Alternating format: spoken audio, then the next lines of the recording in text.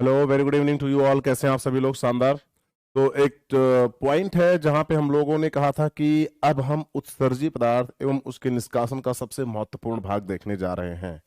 वो सबसे महत्वपूर्ण भाग जो है वो है मूत्र निर्माण, वृक्क नलिका के विभिन्न भागों के कार्य, निश्चंद को स्त्रावण आपके यहाँ पे सांद्रण करने की क्रियाविधि। ये 3 पॉइंट होंगे जिसमें सबसे पहले देखना होगा हमें मूत्र का निर्माण। ये चलेगा मुश्किल से 20 मिनट। उसके बाद होगा वृक्क नलिका के भाग, ये चलेगा कम से कम 30 से 35 मिनट तक। और उसके बाद होगा निश्चंद को आप सांद्रण करने की क्रियाविधि, अगेन आपके यहाँ पे 30 से 35 मिनट। ये 3 छोटे छोटे से टॉपिक हैं जिनको बहुत ध्यान से, लेकिन अगर इसमें कुछ भी लिंक्ड हुआ तो मैं फिर बता रहा हूं आपके यहाँ पे ये टाइम आपके यहाँ पे थोड़ा सा एक आगे पीछे जा सकता है। यानी 1 घंटे से लेके 1.5 घंटे से लेके 1 घंटे 45 मिनट, यानी 90 से लेके आपके यहाँ पे 100 मिनट तक का लेक्चर आपके पास जाने वाला है आज की डेट में। तो सबसे पहले बिना देरी किए देखते हैं। सबसे पहले ये क्या है? ये हुआ था, ये था भैया बोमेन संपुट। और बोमेन संपुट जब हम लोगों ने देखा तो ये था यहाँ पे अभिवाही धमनिका है और ये है आपकी अपवाही धमनिका। यहां तक की बात सभी को पता है। और ये बात हुई थी कि जो अभिवाही है वो रक्त को वोमेन संपुट की तरफ लेके आएगी और जो अपवाही है वो यहां से लेके जाएगी। ये बात भी हुई थी साथ ही साथ कि इनका जो आपके यहाँ पे डायमीटर है और इनका जो डायमीटर है, दोनों को ध्यान से देखोगे तो ज्यादा पता चलेगा कि जो अभिवाही धमनिका है, बहुत ध्यान से सुनिएगा, बहुत सुपर लेवल पे पॉइंट जाएगा, बिल्कुल भी टेंशन ना लेना, है ना। मैंने कहा जो अभिवाही धमनिका हैं उनमें तुम्हें यह समझ में आएगा कि जो अभिवाही है उनका ल्यूमेन ज्यादा है और जो अपवाही है उनका ल्यूमेन कम है। यानी जो ब्लड आ रहा था, जो फिल्ट्रेट आ रहा था, जो पदार्थ, जो ब्लड कह लो और कुछ नहीं बोलो, जो रक्त आ रहा था, जो रक्त आ रहा था उसकी मात्रा ज्यादा थी। अभिवाही धमनिका में रक्त की मात्रा ज्यादा थी, अपवाही में रक्त की मात्रा क्या थी? कम थी। रक्त की मात्रा कम थी। ये पॉइंट ये इंडिकेट करता है कि रक्त ने अपने अंदर से कुछ भाग किसको? बोमेन संपुट को दे दिया है। इसीलिए इसका आयतन क्या हो गया? कम हो गया। अब आपने कहा कि जो भाग अभिवाही धमनिका ने बोमेन संपुट को दिया है वो क्या है? तब हमने कहा कि वो हो सकता है कुछ भी, जैसे कि वो हो सकता है फिल्ट्रेट, ऐसे बोल दो कि वो हो सकता है फिल्ट्रेट। मतलब बहुत ध्यान से देखना है कि जो भी फिल्टर होके आया वो पदार्थ कहां पे गए? यहां पे। आपने कहा सर फिल्ट्रेट यानी कि फिल्टर जो है उसका मैकेनिज्म, क्रियाविधि क्या है, वो किस प्रकार से होती है?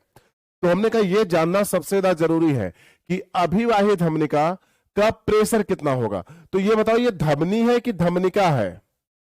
आंसर दो, धमनी है कि धमनिका? मैंने आप सभी से कहा था कि जब, और ये क्या है आपके यहां पे? केशिकाएं। क्या है बेटा? केशिकाएं। ये केशिकाएं हैं। एक एक करके पॉइंट को लेके चलो। अब थोड़ा सा याद करो, क्या ब्लड वेसल्स याद आ रहा है? अगर नहीं याद आ रहा है तो भी कोई दिक्कत नहीं है, मैं आ रहा हूं। ये देखिए, जब हम लोग रक्त परिसंचरण तंत्र पढ़ रहे थे तो हमने कहा था भैया ये है धमनी, बोला था कि नहीं? ये है धमनी, बहुत मोटा लिख दिया है ना। फिर हमने कहा इस धमनी में से 6 से, इधर देखो, 6 से 8 की संख्या में धमनिकाएं निकलती हैं। बहुत आराम से पढ़ोगे तो समझ में आएगा। आपको लगेगा एनसीईआरटी के बाहर की बात जा रही है, बट ऐसा कुछ है नहीं, क्योंकि एनसीईआरटी ने इनके बारे में कोई जिक्र नहीं किया। तो हमने कहा कि क्यों ना इस बात का जिक्र उठाया जाए बच्चों के बीच में। तो ये थी बेटा धमनिका, सभी बच्चे जानते हैं। धमनी से ये हम लोग आ गए किसके अंदर? धमनिका पे। बोलो आ गए कि नहीं? धमनिका के अभी देखना, इतना सुपर कॉन्सेप्ट आपको लगेगा कि मजा आ जाएगा क्लास के अंदर, ये आप सभी से वादा है।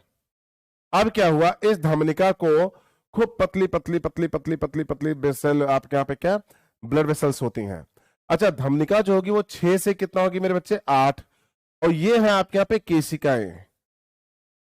कोशिकाएं नहीं, केशिकाएं हैं। क्या है मेरे बच्चे? केशिकाएं। और इनकी संख्या आपके यहां पे इधर देखना ध्यान से 10 से लेकर 100 तक हो सकती है भाई साहब, यानी इतना सुपर रेंज इनका बढ़ रहा है। अब जो पॉइंट है उसको बहुत ध्यान से देखिएगा, इन केशिकाओं को आगे केशिकाएं मिल जाएंगी, लेकिन अब जो केशिकाएं मिलने वाली हैं वो कुछ इस तरीके से मिलेंगी, मिल रही ना?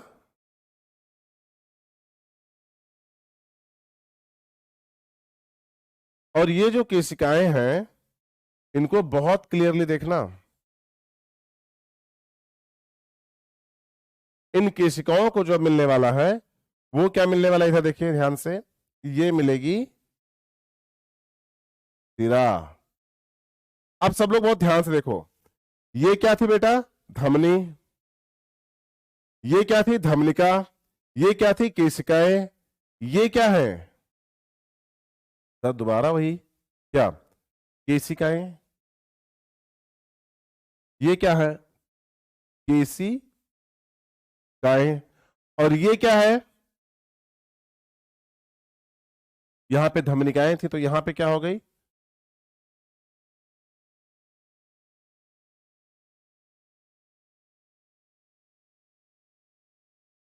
सिरा का है, और ये क्या होगा बेटा, सिरा। एक बात सुनो, अब यहीं पर सारी बातें हो जाएंगी। एक बात बताओ, जो ब्लड प्रेशर, जो हम लोग रक्त का दाब नापे थे जो हम लोग रक्त का दाब नापे थे वो किसके अंदर नापे थे, धमनी के अंदर, वही 120/80 वही तो था ना। तो जब सपोज करो कि 120/80 ने एक नॉर्मल लेके चलते हैं, सपोज करो कि 100 mmHg, नॉर्मली 90 से 100 होता है, 100 mmHg धमनी का क्या होता है, प्रेशर है। 80 120 एवरेज कितना निकाल लेते हैं, 100 mmHg, सही है ना। सिस्टोलिक डायस्टोलिक अभी नहीं खेलते हैं, ध्यान से सुनना, या बिल्कुल मतलब आराम से देखो, क्लियर ना, 100 mmHg ये है। तो जब तुम धमनिका में जाओगे तो ये तुम्हारा प्रेशर बच जाएगा आपके यहां पे 60 से लेके मेरे बच्चों कितना, 55 mmHg। और जब तुम यहां पे जाओगे तो ये हो जाएगा 20 से लेके आपके यहां पे 30 mmHg। सुनाई दे रहा है कि नहीं, यहां पे भी कितना होगा, सेम होगा, यहां पे 10 से 15 और यहां पे 10 mmHg प्रेशर होगा। मेरा फोकस ना इस पे है, ना इस पे है, ना इस पे है, ना इस पे है, मेरा फोकस इन पे नहीं है, क्योंकि मैं ये बात जानता हूं, मैं ये बात जानता हूं कि मेरे बच्चे कितना भी पॉइंट बना लें। यहां देखिए ध्यान से, केशिकाएं, सिरा का है, सिरा, और यहां पर अगर यहां पर ब्लड का दाब या रक्त का दाब कम या ज्यादा ना होता तो यहां पर वाल्व ना लगे होते, इसीलिए जो सिराएं हैं इनमें बैकफ्लो ना हो जाए, इसके लिए VAL VES वाल्व्स पाए जाते हैं। अभी मैं इनके बारे में बता चुका हूं तो इनके बारे में बिल्कुल नहीं बताऊंगा। बताना क्या चाह रहा हूं ये सबसे इंपॉर्टेंट है, धमनी से लेकर धमनिकाओं में रक्त का दाब कम हुआ कि नहीं हुआ, बिल्कुल हुआ। तो मेरे बच्चे इधर देखो, यहां पे बोलो ये क्या है, धमनी, और ये क्या है इनकी, ऐसे नहीं, ये क्या है आपके यहां पे, धमनी, ये धमनी है, और इनसे निकलने वाली आपके यहां पे ये धमनिकाएं हैं, इनसे निकलने वाली ये धमनिकाएं हैं, और इनसे निकलने वाली ये धमनिकाएं हैं। अब ध्यान से देखिए, तो कहने का तात्पर्य यह है कि जो रक्त का दाब आपके धमनी में था वो रक्त का दाब जब धमनिकाओं में पहुंचा तो कम हो गया। कितना हो गया यह जानना सबसे ज्यादा जरूरी था, यानी धमनिकाओं में जो रक्त का दाब था वो मात्र कितना था, मात्र 55 mmHg। कितना था, 55 mmHg। और ये 55 mmHg जो रक्त का दाब था उसको मेंटेन करने के लिए कौन था और इस दाब को क्या बोला गया, ये बातें आपको अभी के अभी देखनी है। ये 55 mmHg केशिकाओं के दाब को हम लोगों ने बोला ग्लोमेरुलर ब्लड हाइड्रोस्टैटिक प्रेशर। क्या बोला, इधर देखिएगा, बोलो ये क्या है, ग्लोमेरुलर। तो इसे बोलेंगे ग्लोमेरुलर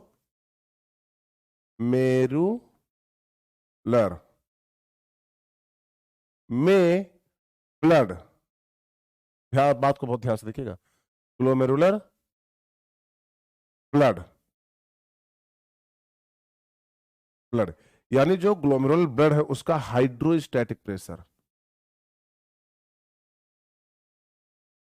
हाइड्रोस्टैटिक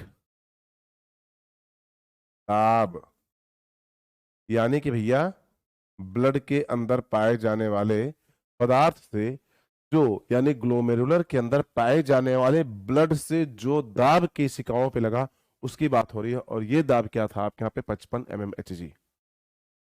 ये बात समझ में आई कि नहीं, फिर से सुनो, रक्त की वजह से धमनिकाओं पे जो दाब पड़ा उसे हम लोगों ने बोला ग्लोमेरुलर ब्लड, यानी जो ग्लोमेरुलर में ब्लड था उसका हाइड्रोस्टैटिक प्रेशर, यानी ग्लोमेरुलर में जो द्रव्य ब्लड के रूप में पाया जा रहा था उसने धमनिकाओं पर प्रेशर लगाया यानी दाब लगाया।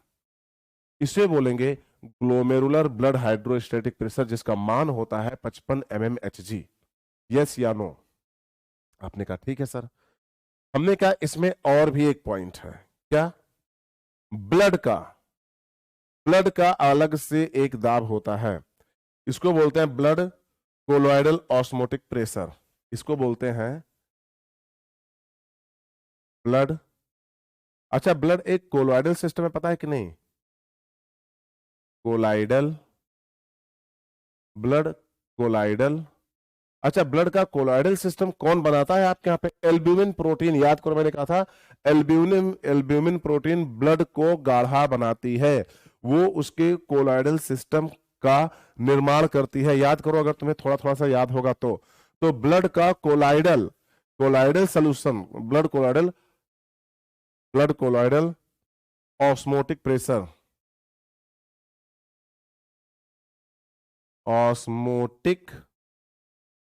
ऑस्मोटिक दाब, यानी ब्लड का जो कोलोइडल ऑस्मोटिक दाब, यानी कि ब्लड के गाढ़ेपन की वजह से वो हाई कंसंट्रेशन से लो कंसंट्रेशन की तरफ चीजों को खींचेगा, वो दाब कितना होगा ये जानना बहुत जरूरी है। तो ये दाब था 55 mmHg, तो वो दाब होगा मेरे बच्चे 30 mmHg। कितना होगा आपके यहाँ पे, 30 mmHg। अच्छा तीसरा पॉइंट भी ले लीजिए अभी के अभी इसी समय, इधर देखिए ध्यान से। हमने कहा ये कैप्सूल है, इसको बोलते हैं बोमन संपुट। क्या बोलते हैं आपके यहाँ पे, बोमन संपुट। तो संपुटीय दाब क्या होगा, यानी संपुट के पास भी तो कुछ द्रव्य होगा, यानी संपुटीय फ्लूइड तो होगा, संपुटीय द्रव्य तो होगा, वो अलग से प्रेशर मारेगा, लेकिन वो प्रेशर इन दोनों के अपोजिट रहेगा, सॉरी वो प्रेशर जो होगा इसके अपोजिट होगा। जो ब्लड का कोलाइडल सिस्टम है उसकी वजह से जो दाब आपके यहाँ पे बन रहा है वो भी किसके अपोजिट रहेगा, आपके यहाँ पे ग्लोमेरुलर के अपोजिट रहेगा। बहुत ध्यान से सुनना, बहुत बहुत बहुत ज्यादा इंपॉर्टेंट पॉइंट बताने जा रहा हूं, इसलिए बिल्कुल ध्यान लगा के सुनना बेटे, समझ में आ रही बात कि नहीं। तो ये भी इसके अपोजिट रहेगा। और तीसरा क्या बन रहा है आपके यहां पे, तीसरा क्या बन रहा है, तीसरा बन रहा है कैप्सुलर हाइड्रोस्टैटिक प्रेशर। कैप्सुलर यानी कि बोमेंस कैप्सूल, संपुटीय द्रव्य स्थैतिकी दाब, है ना। तो हिंदी में अगर लिखना चाहोगे तो लिख दूंगा संपुटीय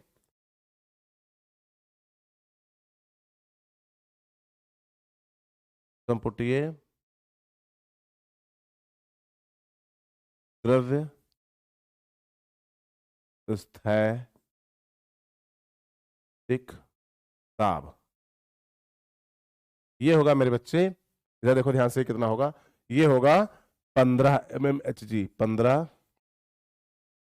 mmHg। आपने कहा सर ठीक है, पॉइंट क्या है ये बताइए। हमने कहा तीनों को सर्कल करो, मेरे साथ साथ बोलो। ग्लोमेरुलर ब्लड हाइड्रोस्टैटिक प्रेशर कितना होगा? 55 mmHg। Blood colloidal osmotic pressure कितना होगा? 30 mmHg। और संपुटीय द्रव्य स्थैतिक दाब कितना होगा आपके यहाँ? यानी कि आपके यहाँ पे क्या, यानी कि आपके यहाँ पे क्या, कैप्सुलर हाइड्रोस्टैटिक प्रेशर कितना होगा? 55 mmHg। जो ब्लड कोलोइडल ऑस्मोटिक प्रेशर है और संपुटीय द्रव्य स्थैतिक दाब है, ये ग्लोमेरुलर ब्लड हाइड्रोस्टैटिक प्रेशर के उल्टी दिशा में लगेगा। बहुत ध्यान से सुनिएगा, मजा तभी आएगा जब खूब ध्यान से सुनोगे। तो कहा जाता है कि कुल फिल्ट्रेशन, यानी कि कुल फिल्ट्रेशन प्रेशर, यानी नियत आपके यहां पे दाब क्या होगा। अगर मैं इस तरीके से आपके सामने बात करूं तो अपने पास ऐसे हो जाएगा पॉइंट। बहुत ध्यान से सुनिएगा, बहुत ज्यादा जरूरी है ना।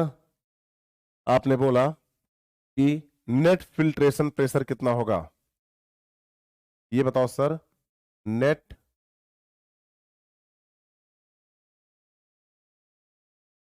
फिल्ट्रेशन प्रेशर या दाब,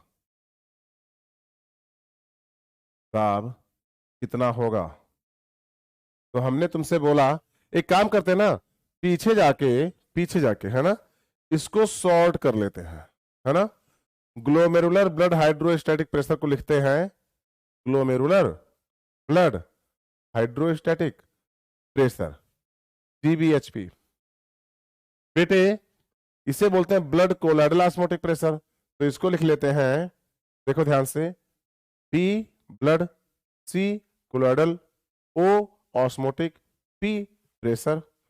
इसे बोलते हैं कैप्सुलर हाइड्रोस्टैटिक प्रेशर, संपुटीय द्रव्य स्थैतिक दाब। अब वो कह रहा है तुमसे कि हमें यह बताइए कि नेट फिल्ट्रेशन कितना होगा। तो आपने कहा कि एक तो होगा sir glomerular blood hydrostatic pressure, नाम लिखिए। हमने कहा glomerular blood hydrostatic pressure, sir ये है 55 mmHg। सर इसमें से माइनस कर दो। हमने कहा क्या? आपने कहा सर कैप्सुलर हाइड्रोस्टैटिक प्रेशर को माइनस कर दो, है ना, और माइनस कर दो आप क्या? ब्लड कोलोइडल ऑस्मोटिक प्रेशर को, ब्लड कोलोइडल ऑस्मोटिक प्रेशर को। तो हमने कहा, हमने 55 में से माइनस किया कितना? 15, तो बचा कितना? 40, और 40 में से माइनस कर दिया कितना? 30, तो बचा कितना? 10। तो ये 10 mmHg अभी भी आपके यहां पे क्या है? ज्यादा है। 10 mmHg दाब ज्यादा है किसका आपके यहां पे? 10 mmHg दाब ज्यादा है किसका? बोलो मेरे ख्याल से ग्लोमेरुलर ब्लड हाइड्रोस्टैटिक प्रेशर का। तो ये जो 10 mmHg दाब ज्यादा है ग्लोमेरुलर हाइड्रोस्टैटिक प्रेशर से, इसी प्रेशर से आपके यहाँ पे फिल्ट्रेट कहां पहुंच जाते हैं? बोमेन संपुट से होते हुए आपके यहाँ पे समीपस्थ स्वालत नलिका में, समीपस्थ स्वालत नलिका में पहुंच जाते हैं। यानी कुल मिला के जो मैं आपके सामने लेके आ रहा हूं पॉइंट, उसको बहुत ध्यान से सुनिएगा।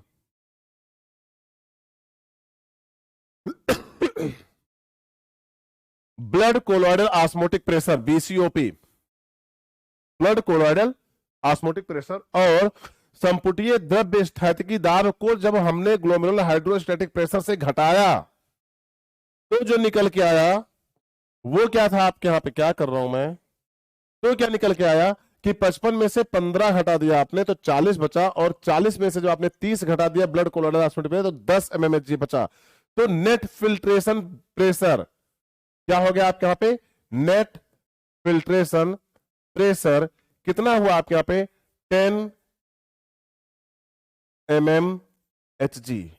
और इस 10 mmHg से लगातार आपके यहां पे लगातार मूत्र के निर्माण के लिए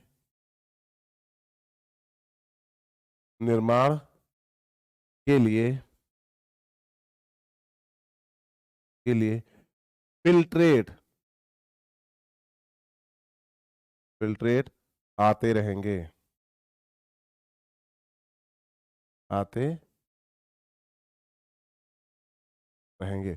यहां तक किसी को कोई दिक्कत है? अगर है तो बता दो, वरना आगे बढ़ते हैं। यस, कोई किसी को दबाव, किसी प्रकार का प्रेशर।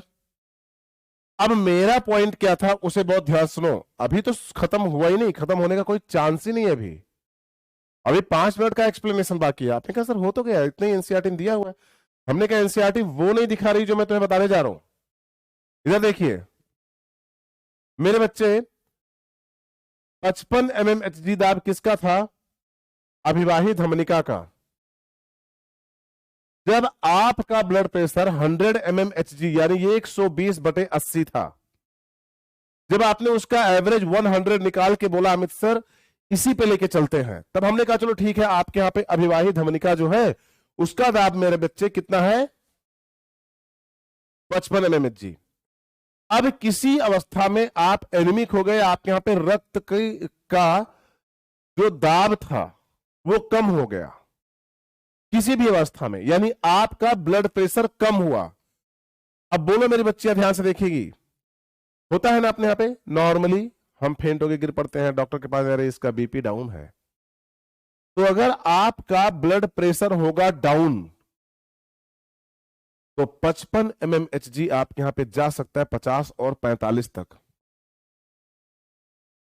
क्या बात कर रहे हो?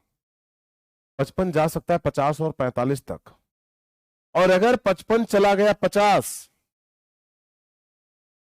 तो नेट फिल्ट्रेशन कितना हो जाएगा?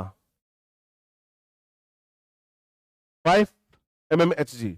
और अगर 55 चला गया 45 तो नेट फिल्ट्रेशन प्रेशर कितना हो जाएगा? 0। यानी आपके शरीर से किसी भी प्रकार से मूत्र का निर्माण नहीं होने वाला है। और अगर मूत्र का निर्माण नहीं होगा तो आपके शरीर में लगातार विषैला पदार्थ क्या होता रहेगा? जमा होता रहेगा, जिससे आपके मूत्र, आपके ब्लड का जो पीएच है वो अल्टर हो जाएगा, जिसके कारण ऑक्सीजन की हीमोग्लोबिन के साथ बाइंडिंग एफिनिटी भी क्या हो जाएगी? डाउन हो जाएगी।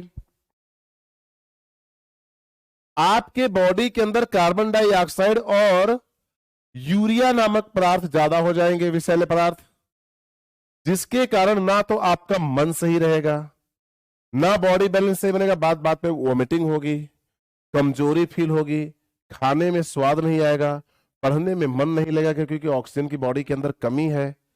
तो ये सभी अवस्थाएं अगर आपके शरीर के अंदर पाई जा रही हैं, इसका मतलब आपके शरीर में ब्लड का प्रेशर कम है।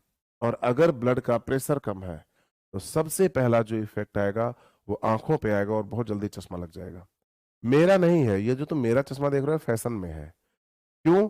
मैं बता दे रहा हूं, क्योंकि मैं दिन भर यूवी रेडिएशन के सामने रहता हूं, मतलब ये स्क्रीन रेडिएशन के सामने। इस स्क्रीन पे देखूंगा या उस स्क्रीन पे देखूंगा या इस स्क्रीन पे देखूंगा या इस स्क्रीन पे देखूंगा। 4 स्क्रीन लगी है मेरे से, 1 2 3 4 5 स्क्रीन लगी है मेरे सामने। तो मैं इस स्क्रीन से निकलने वाले रेज से अपनी आंखों को, ऊपर से यहाँ पे एक फोकस लाइट लगी हुई है, ऊपर से इतनी लाइट लगी हुई, तो लाइटों से अपनी आंखों को बचाने के लिए मैंने क्या कर लिया है, आपके यहाँ पे ढेर सारे चश्मे बनवा रखे हैं ताकि इनको प्रोटेक्शन रहे। क्योंकि मैं तो बायोलॉजी का स्टूडेंट हूं ना, और अगर मेरा ही सब कुछ सिस्टम खराब होने लगा तो लानत है ऐसी बायोलॉजी पढ़ने पर। तो अगर आपका बीपी हुआ डाउन तो आपके शरीर के अंदर विषैला पदार्थ धीरे धीरे क्या होने लगेगा? एकत्रित होने लगेगा। तो बताओ, हाई बीपी ज्यादा डेंजरस था कि लो बीपी? याद आया? एक प्रश्न पूछा जाता है आपसे कि निम्नलिखित में से कौन सा ब्लड प्रेशर ज्यादा खतरनाक होता है, हाई बीपी कि लो बीपी? लो बीपी, क्योंकि लो बीपी आपके शरीर को अंदर से मारता है, हाई बीपी आपके बॉडी को, आपके यहाँ पे हार्ट और वाइब्रेशन से डैमेज करे। तो याद रखिएगा इस बात को, सुपर लेवल पे ये बात आपको बताई गई है। तो इस तरीके से देखिएगा आपके यहाँ पे मूत्र का निर्माण डेली इस तरीके से होता है। अब लेते हैं क्या पॉइंट? एनसीईआरटी का पॉइंट, सबसे इंपॉर्टेंट, जिसको खूब एक्सप्लेन करना है। ये कहते हैं मूत्र का निर्माण 3 मुख्य प्रक्रियाएं सम्मिलित है। एक है गुच्छीय यानी ग्लोमेरुलर फिल्ट्रेशन, दूसरा है पुनर्अवशोषण और तीसरा है स्त्रावण जो वृक्काणु के विभिन्न भागों से होता है। यहां तक किसी को कोई दिक्कत? तो गुच्छीय निस्यंदन जो है ये मैंने अभी आपको बताया है ना। इसी गुच्छीय निस्यंदन में भाई साहब बोलते हैं कि देखिएगा, मूत्र के निर्माण के प्रथम चरण में केशिका गुच्छ द्वारा रक्त का निस्यंदन होता है ना। और भाई साहब बोले रक्त का निस्यंदन होता है और ये कह के निकल गए, आगे निकल गए। हमने कहा रुको तो, थोड़ा रुको, ध्यान से देखो, बताओ कि कौन सा प्रेशर होता है, किस प्रेशर की वजह से आपके यहाँ पे जो सारा का सारा ब्लड है वो आपके यहाँ पे फिल्ट्रेट हो रहा है। कुछ भी नहीं बोले, निकल गए। क्या है? अच्छा मार्क, इसका क्या नाम है? माइक करने, मुझे लग रहा है बाल निकले बार बार बालों को सेट कर रहा हूं। ध्यान से देखिएगा, मूत्र निर्माण के प्रथम चरण में कोशिका गुच्छ द्वारा रक्त का निस्यंदन होता है। और इन्होंने इतनी लाइन बोल ली और ये लाइन को मैंने जस्टिफाई कर दिया किससे? फोटो से, फिल्ट्रेट से, रक्तदाब से, हर एक चीज से। बोलो ये पहली लाइन का कितना सुपर एक्सप्लेनेशन आपको मिला कि नहीं? अब अगला पॉइंट ये कह रहे हैं जिसे गुच्छ या गुच्छीय निस्यंदन कहते हैं। हमने कहा वाह, वेरी गुड, है ना। ग्लोमेरुलर फिल्ट्रेशन कहते हैं भैया, निस्यंदन फिल्ट्रेशन। वृक्कों द्वारा प्रति मिनट औसत 1100 से 1200 मिलीलीटर रक्त का निस्यंदन किया जाता है। हमने कहा एक इस लाइन को एक्सप्लेन करता हूं, इस लाइन को ध्यान से देखो, निस्यंदन किया जाता है, इस लाइन को एक्सप्लेन करता हूं। मैंने कहा था, यहां पे नहीं करता हूं, सही से करता हूं ना तब। इस लाइन को एक्सप्लेन करता हूं। तो मैंने कहा था हार्ट का जो कार्डियक आउटपुट होता है, क्या होता है मेरे बच्चा? Cardiac output.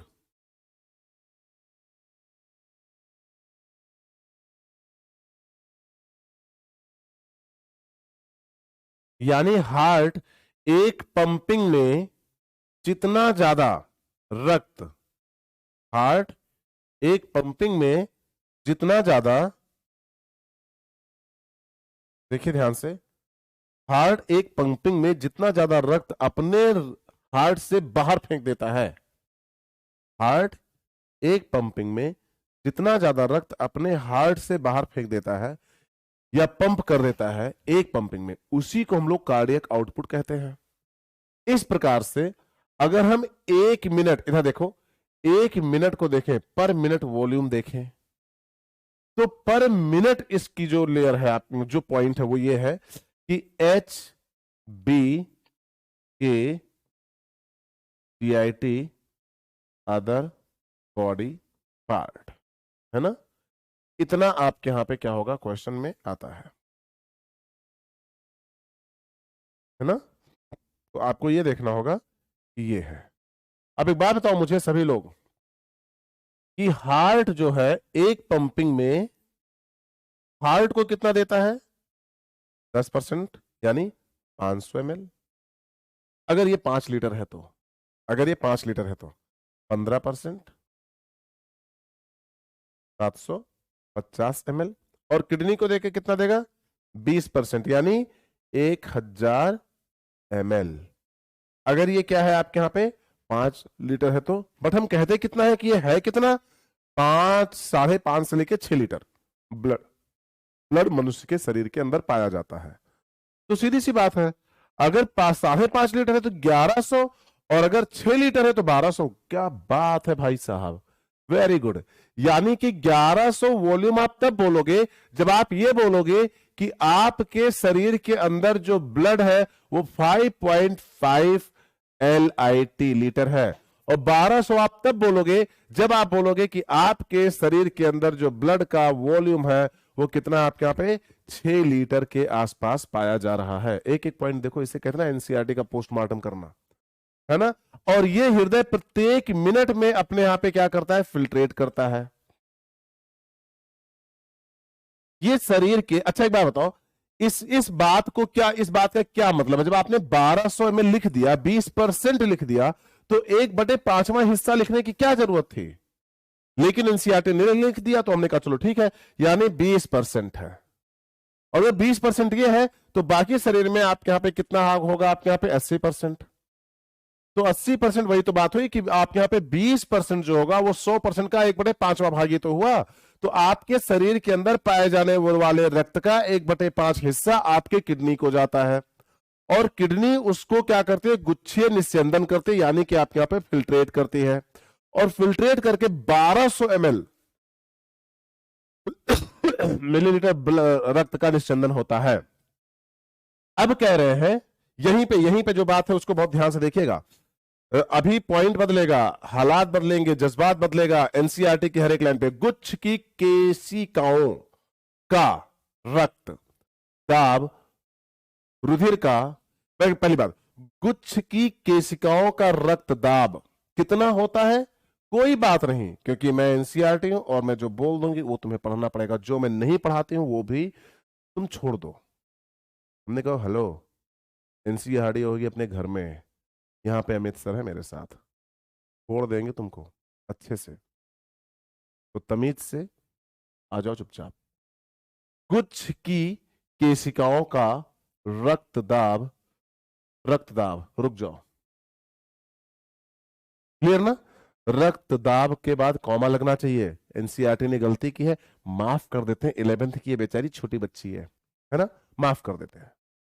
रक्तदाब बोलो मेरे साथ साथ, कितना होगा, बोलिए कितना होगा, 10 mmHg। कितना होगा आपके यहां पे, 10 mmHg। और इस 10 mmHg रुधिर के दाब की वजह से जो रक्त है वो फिल्ट्रेट होता है। अब फिल्ट्रेट होगा तो कहते हैं अल्ट्रा फिल्ट्रेशन, यानी कि गुच्छीय निस्यंदन। अच्छा, गुच्छीय निस्यंदन हो सकता है तुम ना जानते हो, लेकिन अल्ट्रा फिल्ट्रेशन तुम जानते होगे। क्यों? पैराशूट ऑयल का ऐड आता था पहले, तो क्या होता था, एक नारियल टूटता था और फिर उसमें से पानी छलकता था, और वो ऐसे एक मेम्ब्रेन और फिर 2 मेम्ब्रेन से होके आके आपके नीले नीले डिब्बे में बैठ जाता था, और उसको अल्ट्रा फिल्ट्रेशन द्वारा तैयार किया गया पैराशूट ऑयल। हमने कहा भाई अल्ट्रा फिल्ट्रेशन क्यों बोला तुमने? जब मेरे सामने ये पॉइंट आया तो मैंने पैराशूट वालों से पूछा कि अल्ट्रा फिल्ट्रेशन बोलने की क्या बात थी, तो पैराशूट ने मुझसे कहा भैया गौर कीजिएगा। हमने कहा बिल्कुल गौर करके बैठे हुए हैं। कहा कि अल्ट्रा फिल्ट्रेशन मैंने इसलिए बोला क्योंकि मैं चाहता हूं या चाहती हूं कि आप ये बात जानो। हमने कहा क्या? कि जो ऑयल है उसमें प्रोटीन पार्ट नहीं है, वो खराब नहीं होगा, उसमें आपके यहाँ पे क्या होगा, आप बालों में लगा दीजिए, लार्जर बायोमोलिक्यूल को हमने ट्रैप कर लिया है। हमने कहा तो ऐसा बोलिए ना कि लार्जर बायोमोलिक्यूल को तुमने ट्रैप कर लिया है। नहीं, हमने प्रोटीन पार्ट को भी ट्रैप कर लिया। हमने कहा हाँ, तो लार्जर बायोमोलिक्यूल ही तो आएंगे उसमें। हाँ ऐसे ही कह लो। तो अल्ट्रा फिल्ट्रेशन प्रोसेस वो विधि है जिसमें बायो मैक्रो मॉलिक्यूल को हम ट्रैप कर लेते हैं, और इसलिए ट्रैप करते हैं ताकि आपके यहाँ पे प्रोटीन की संरचनाएं ना जाने पाए, क्योंकि प्रोटीन के रूप में जा सकता है वायरस, जो होता है बहुत खतरनाक और आपको कर देगा बहुत बहुत बहुत बीमार, है ना? तो भैया अल्ट्रा फिल्ट्रेशन के लिए चाहिए थी क्या? ऐसी मेम्ब्रेन, ऐसी छननी जो 2 बार छाने किसी चीज को। बनारस में चाय मिलती है, आप कभी लंका पे जाइएगा, पीजिएगा जरूर। बनारस बीएचयू वगैरह कभी जाने का मौका मिले तो जरूर जाइएगा, और वहां पर चाय मिलती है। तो चाय छानने के लिए ये भाई बड़े बड़े भगोने चाय में बनते हैं, इधर बड़े से चाय उबल रही होती है, इधर दूध उबल रहा होता है, एक उठा के इसमें चाय से दूध निकालता है, एक दूध निकालता है बढ़िया आराम से। तो वो इतने बड़े छन्नी होती है उसकी, उसमें वो उसने क्या है, गमछा होता है अपने यहाँ पे, मतलब उसकी 1 लेयर और 2 लेयर लगा रखी होती, और ऐसे ऐसे ऐसे ऐसे वो सुबह बैठ के छन्नी बनाता है, 3-4 छन्नी बनाता है, उसकी 3-4 छन्नी फट जाती है दिन रात भर में। तो वो क्या करता है, इससे 2 मेम्ब्रेन लगाया हुआ, क्योंकि उसे अल्ट्रा फिल्ट्रेशन करना है। क्या करना है? अल्ट्रा फिल्ट्रेशन करना है। अब बहुत ध्यान से सुनिएगा, रुधिर का, इधर देखिए, गुच्छ की केशिकाओं यानी कि वही कैपिलरीज का रक्त दाब कितना होता है? 10 mmHg होता है। रुधिर का 3 परतों में निस्यंदन कराता है, यानी कि इस दाब के कारण जो रुधिर है, केशिकाओं का जो रुधिर है, वो 3 परतों से होकर फिल्टर होता है, यानी निस्यंदित होता है। ये बात समझ में आ रही कि नहीं आ रही है? 3 परतें। पहली परत गुच्छ की रक्त केशिका की आंतरिक उपकला। ये कह रहे हैं पहली परत कौन सी है? अच्छा, कुछ लिख नहीं रहा है एनसीईआरटी, लिखना चाहिए ना, लिखना चाहिए। जरूर लिखना चाहिए भाई, नहीं लिखोगे तो मामला सब चौपट हो जाएगा, गड़बड़ घाला हो जाएगा सब। तो पहला क्या है, गुच्छ की रक्त केशिकाओं की आंतरिक उपकला। और अगर मेरा ज्ञान कमजोर नहीं है और मैं ये जानूं कि मेरे सभी बच्चे यहां पे जो बैठे हैं तो बता सकते हैं, रक्त ब्लड वेसल्स, रक्त वाहिनियों में कौन सी उपकला पाई जाती है? बोलो जरा सभी लोग एक साथ बोलो, मुझे कम से कम 1000 कमेंट चाहिए, जल्दी जल्दी 1000 कमेंट आना चाहिए। बोलो क्या बोलोगे आप लोग? सरल, क्या बोलने वाले हो? सरल तल्की, सरल तल्की उपकला। क्या बोला आप लोगों ने? सरल तल्की उपकला। यानी आपके लिए क्या है? सरल तल्की उपकला। कहां पे? रक्त केशिकाओं की आंतरिक। आपने कहा सर रक्त केशिकाओं में ही, धमनी में धमनिकाओं में, सिरा में सिराकाओं में, यहां सब क्या होगा? हमने कहा भैया रक्त वाहिनियों में सरल तल्की उपकला पाई जाती है। किसी को कोई दिक्कत है क्या? अब अगर सरल तल्की उपकला यहां पाई जाती है तो आइए देख लेते हैं अगले एक फोटो में। यहां पे फोटो निर्माण करते हैं इनका। हमने कहा यानी रक्त धमनियां बनाते हैं और उनको फिल्ट्रेट करते हैं। ये देखिए, ये बनी आपके यहां पे धमनिका, और क्योंकि ब्लैक दिखेगा नहीं इसलिए न्यूक्लियस को बनाया जाएगा क्या? ब्लू, है ना? और ये बन गया भाई साहब न्यूक्लियस, केंद्रक। सबको दिख रहा है कि नहीं? ये इतनी पतली होती, इतनी पतली होती भाई, इतनी पतली होती है कि बेचारी न्यूक्लियस के पास जब आती है ना, न्यूक्लियस के पास, तो फूल जाती है। इतनी पतली होती है, इतनी पतली। सोचो, इसको कहते हैं सरल तल की उपकला। कितनी प्यारी सी है ना? ओ भाई, ये देखो क्या हो गया, सरल सल की उपकला। ये हो गई पहली लेयर, किसकी? केशिकाओं की।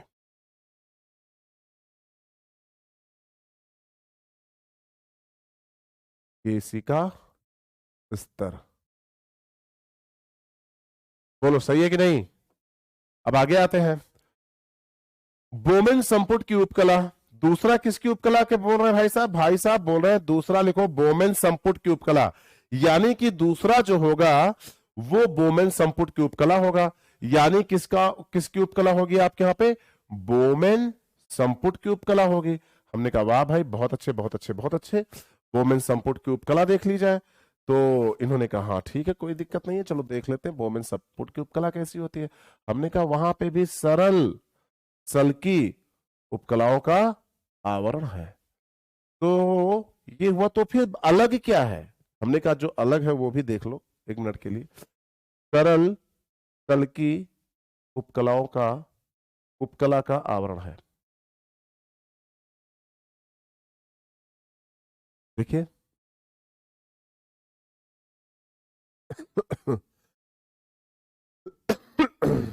ये देखिए, ये केशिकाओं का स्तर और ये बोमेन संपुट की उपकला।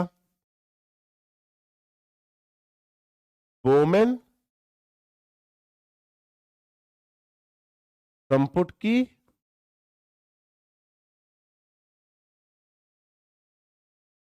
उपकला। ये दिखाई दे रही कि नहीं दिखाई दे रही आप सबको? अब बहुत ध्यान से देखिएगा, बोमेन संपुट की उपकला। उसके बाद पीछे आ जाओ दोबारा, कहां आ गया मैं? यहां जाइए, उपकला।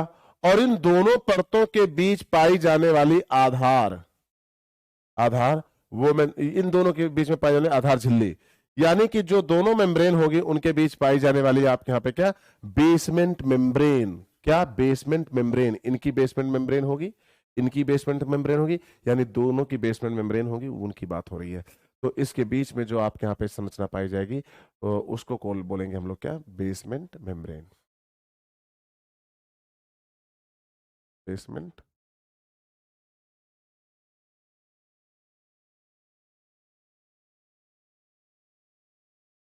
मेम्ब्रेन।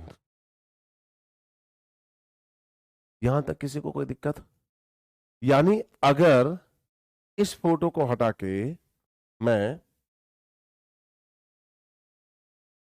इस फोटो पे आऊं तो इसकी उपकला सिंपल सरल सल्की उपकला,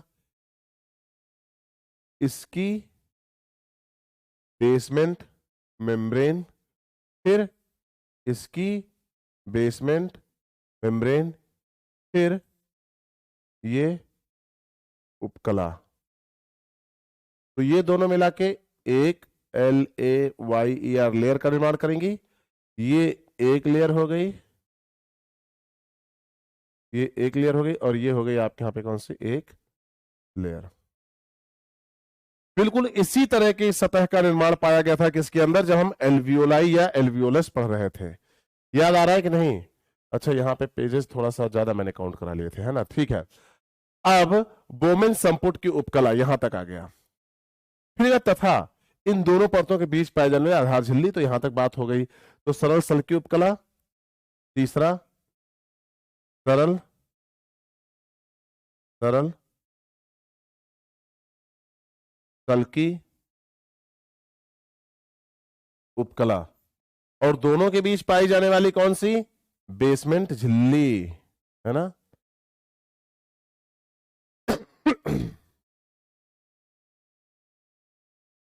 आधारीय झिल्ली। ये बात समझ आई। लेकिन अगर तुमसे कोई पूछे तो याद रखना, इधर देखो ध्यान से, अगर तुमसे पूछे कितनी परतों से मिलकर बना हुआ है, तो आंसर क्या होगा, बोलो मेरे साथ साथ। 3 परतें। पहली कौन सी, सरल सल्की उपकला एंडोथीलियम की, यानी कि रक्त केशिकाओं की। दूसरी सरल सरल सल्की उपकला किसकी, वोमेन संपुट की। और तीसरी आधारीय झिल्ली। जब कोई तुमसे परत पूछे तब बोलो। अगर तुमसे कोई पूछ रहा है कितनी उपकलाओं से मिलकर बना हुआ है, देयर इज ऑलवेज 2। कौन सी आपके यहां पे, सरल सल्की उपकला दोनों की, किसकी आपके यहां पे, रक्त केशिकाओं के साथ साथ आपके यहां पे बोमेन संपुट की। यहां तक किसी को कोई दिक्कत? तो ये हुआ आपके यहां पे 3 उपकला। अच्छा, कहते हैं बड़ी प्यारी सी बात है, बोमेन संपुट की उपकला केशिकाओं, बोमेन संपुट की जो उपकला होगी, यानी बोमेन संपुट की उपकला, ये सरल सल्की उपकला किसकी, बोमेन संपुट किसमें, उपकला कोशिकाएं, उपकला की जो कोशिकाएं होती हैं उनको हम लोग पदाणु कहते हैं, यानी पोडोसाइट कहलाती हैं। जो विशेष प्रकार की सेल्स होती हैं इनको हम लोग पदाणु बोलते हैं। यानी पदाणु बोलने का मतलब हुआ कि ये पोडोसाइट्स है, पोडोसाइट्स। और पोडोसाइट्स जो है ये एक अलग या डिफरेंट टाइप की सेल्स होते हैं, जिनको बहुत ध्यान से अलग टाइप के विन्यासित होती हैं, जो कुछ छोटे छोटे अवकाश बीच में रह जाते हैं। बहुत छोटे छोटे स्पेस यानी इंटरसेलुलर स्पेस पाए जाते हैं। कहते हैं, एक बात सुनना ध्यान से, विशेष जब बोला जाता है ना, मैंने कहा था ना, अगर किसी भी चीज को बेइज्जत नहीं करना तो विशेष बोल दो, है ना? मैं बोलूं तो आप में से कई ढेर सारे लोगों को लगेगा कि हम लोग एक ऐसा जो है वो लेते हैं, लैंग्वेज लेते हैं जिससे किसी का अपमान ना हो। जैसे कि अगर कोई एक मेडिकल, मतलब हिंदी में बोलूं या उर्दू में बोलूं, उर्दू बोलते हैं इसको अपाहिज बोलते हैं, है ना? विकलांग बोलते हैं अगर हम किसमें, हिंदी में बोलते हैं, उर्दू में इसको अपाहिज बोलते हैं। लेकिन इस दोनों से क्या होता है, जो एक पर्सन है उसका इमोशन हर्ट होता है, तो हम क्या करते हैं कि उसको एक अलग नाम से बोला, उसे हम लोगों ने बोला दिव्यांग, दिव्य अंग, यानी कि ये एक स्पेशल फीचर है।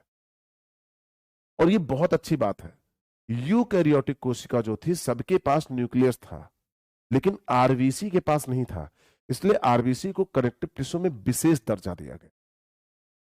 उसी तरीके से हमारे बीच में पाए जाने वाले ऐसी कम्युनिटी के लोग जिनको किसी प्रॉब्लम, किसी भी तरह से उनके ऑर्गन फंक्शन नहीं कर रहे हैं, तो उनको हम बोलते हैं कि दे आर, मतलब ये हमारी सोसाइटी में पाए भी जाते हैं और देखो हमसे कंपीट भी कर रहे हैं, तो उनको हम लोग दिव्यांगजन बोलते हैं, यानी विशेष दर्जा दिया गया है उनको। उसी प्रकार से हम लोगों की कोशिकाओं में भी कुछ ऐसी कोशिकाएं होती हैं जिनमें कुछ विक्षिप्तता पाई जाती है, उनको हम लोग विशेष प्रकार की। तो जब कभी एनसीईआरटी ऐसा लैंग्वेज यूज करते तो मैं अलर्ट हो जाता हूं, क्या विशेष प्रकार, हम जान जाते हैं भैया कुछ तो जोखिम है। अब क्या होगा आपके यहाँ पे, या इस विशेष का खामियाजा किसको भुगतना पड़ेगा, आइए देखते हैं। से विन्यासित होते हैं, जिसमें कुछ छोटे छोटे अवकाश, ये हो गया ना, कच्चा हो गया भाई साहब, पूरा कचरा मचा दिया, अवकाश बीच में रह जाते हैं। तो पता है इपिथीलिया की डेफिनेशन क्या होती है? इपिथीलिया में इंटरसेलुलर स्पेस नहीं होता है। जब हम कभी आपको पढ़ाते हैं तो बोलते हैं अंतरा कोशिकीय, जो आपके यहाँ पे कोशिकीय जो गैप होता है वो नहीं पाया जाता है। यानी कोशिकाएं एक तरह से सट के खड़ी होती है कि उनके बीच में किसी भी प्रकार का कोई गैप नहीं पाया जाता है। उनके जुड़ने में गैप बन जाता है, जिसे हम लोग गैप जंक्शन बोलते हैं, लेकिन उनमें कोई गैप नहीं पाया जाएगा। लेकिन यहां पर आपके सामने जो सरल सल्की उपकला है, उस सरल सल्की उपकला के बीच में गैप पाया जा रहा है। नो डाउट ये गैप बाकी कहीं पर नहीं पाया जाता। बोमेन संपुट की स्पेशल कोशिकाएं हैं और उन कोशिकाओं में छिद्र पाया जाता है। इसकी वजह से छिद्रित कोशिकाएं पोडोसाइट कहलाती हैं और इनके कारण वहां पे गैप पाया जाता है। और जो गैप है वो सिर्फ स्मॉल मॉलिक्यूल, सिल्ट या खांच या दरारें बनाती हैं, जिसमें स्मॉल मॉलिक्यूल एक तरफ से दूसरी तरफ जाते हैं। इवन ये हालत है कि ब्लड, प्रोटीन और बायो माइक्रो मॉलिक्यूल इधर से होके नहीं जा पाते। लेकिन ये जो बात है वो क्यों है? परफोरेशन यानी छिद्रित क्यों है? आइए इनके बारे में एनसीईआरटी से पढ़ते हैं। क्या है फायदा और क्या है नुकसान, हर एक पहलू पे खूब अपनी नजर होगी, क्योंकि एनसीईआरटी है, छोड़ेंगे नहीं कुछ चाहे जो हो जाए, है ना। तो आइए ध्यान से, इन्हें निस्यंदन खांच कहते हैं, यानी फिल्ट्रेशन पोर कहते हैं। वो पोर जिनसे होकर फिल्ट्रेट बनता है, इनको सिल्ट पोर कहते हैं, यानी कि जो दरारें बनती हैं। सिल्ट पोर का मतलब वो दरारें, दरारें, दरारें कहते हैं। इन झिल्लियों से रुधिर इतनी अच्छी तरह छनता है कि जिससे रुधिर के प्लाज्मा की प्रोटीन को छोड़ के प्लाज्मा का शेष भाग छनकर संपुट गुहा में इकट्ठा हो जाता है। बोलो मेरे साथ, रक्त की केशिकाओं से बोमेन संपुट तक सिंपल डिफ्यूजन द्वारा आपका प्लाज्मा रक्त से आता है। बोलो यस या नो, फिर से बोलो। रक्त वाहिनी मतलब कि केशिकाओं से होकर बोमेन संपुट तक फिल्ट्रेट ब्लड से फिल्टर होके रक्त के रूप में ब्लड से फिल्टर होके प्लाज्मा के रूप में कहां पर आता है? इधर वोमेन संपुट पर। और वोमेन संपुट अगर गलती से कुछ आपके यहां पे डिफ्यूज होके ब्लड भी इधर आ गया, तो वोमेन संपुट क्या करता है कि प्रोटीन को और आरबीसी को छान कर बाकी सारा प्लाज्मा किसके अंदर डाल देता है? वोमेन संपुट के अंदर। और इस विशेष प्रकार का जो छनन यंत्र है वो क्यों पॉसिबल हो सका, वो कैसे बन सका, वो किसके कारण बन सका? वो बना पोडोसाइट के कारण। क्योंकि पोडोसाइट के अंदर निस्यंदन खांच या खांच छिद्र या सिल्ट पोर पाया जाता है या दरारें पाई जाती हैं, इसलिए इन झिल्लियों से होकर रुधिर अच्छी तरीके से फिल्ट्रेट होता है। उसमें से प्रोटीन को छोड़कर बाकी सारे पदार्थ आपके यहाँ पे किस में? किडनी में चले जाते हैं। प्लाज्मा के सभी पदार्थ प्रोटीन को छोड़ के किस में चले जाते हैं? किडनी में। अब ये बात जो है वो बड़ी प्यारी है। इन झिल्लियों में रुधिर इतनी अच्छी तरह क्षमता है जिसमें रुधिर का प्लाज्मा प्रोटीन को छोड़कर प्लाज्मा का शेष भाग संपुट गुहा में इकट्ठा हो जाता है। यहां तक प्रोटीन को छोड़कर क्यों? प्रोटीन में कांटे लगे हैं? कांटे नहीं सर, प्रोटीन में कांटे लगे होते तो भी सीने से लगा लेता, और नहीं तो क्या। प्रोटीन में प्रॉब्लम थी, क्योंकि प्रोटीन अगर किडनी पे चली जाती तो हम कैसे आइडेंटिफाई करते कि ये प्रोटीन है कि प्रोटीनेशियस इन्फेक्शियस पार्टिकल है, वायरस या बैक्टीरिया? तो वायरस कर दो, बैक्टीरिया छोड़ दो। कि प्रियन विरियन या आपके यहाँ पे वायरवैड वायरसवैड, कौन है ये जो जा रहे हैं? हमने क्या सभी समझना है प्रोटीन से मिलकर बनी होती है ना, तो एक काम करो, प्रोटीन को रोक दो। तो किडनी के अंदर कभी वायरस नहीं जा पाएगा। तो यहां पे आया इनका फिल्ट्रेट मैकेनिज्म, इसको बोलते हैं ब्लड किडनी नहीं दे रहा है बैरियर। यानी यहाँ पे जो पोडोसाइट हैं वो एक प्रकार की, जो पोडोसाइट है इधर देखो, जो पोडोसाइट है वो एक प्रकार की, आपके यहाँ पे एक प्रकार की, इधर देखो ध्यान से, BLOOD ब्लड, ऐसे किडनी KIDNEY किडनी बैरियर का निर्माण करती हैं, बैरी का निर्माण करती हैं, निर्माण करती हैं। क्योंकि अगर ब्लड घुस गया तो ब्लड तोड़ फाड़ देगा सब कुछ, है ना। तो यहाँ पे आया प्लाज्मा का शेष भाग छन कर संपूर्ण गुहा में इकट्ठा हो जाता है, इसलिए इसे परा अल्ट्रा फिल्ट्रेशन, परा निस्यंदन अल्ट्रा फिल्ट्रेशन। क्लियर? बोले यस या नो,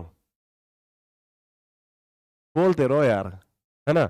अब वृक्कों द्वारा प्रति मिनट निस्यंदित की गई मात्रा गुच्छे निस्यंदन GFR कहलाते। एक स्वस्थ व्यक्ति की ये आपके यहाँ पे इतना मिले प्रति मिनट 125 ml प्रति मिनट फिल्ट्रेट होता है। एक मिनट में 125 ml, तो 125 को कर दो, 125 ml को कर दो इंटू 60, 125 ml को कर दो किससे 160, और इस 60 के आगे लगा दो 24। तो अपने आप समझ में आ जाएगा कि लगभग 180 लीटर पर डे क्या करते हो आप यहाँ पे फिल्ट्रेशन करते हो।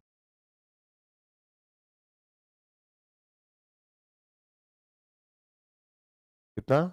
180 लीटर पर डे फिल्ट्रेशन करते हो। और आपको पता है उस 180 लीटर फिल्ट्रेशन में मूत्र का निर्माण केवल केवल 1.4 से 1.5 LITER लीटर मूत्र बनता है, मूत्र बनता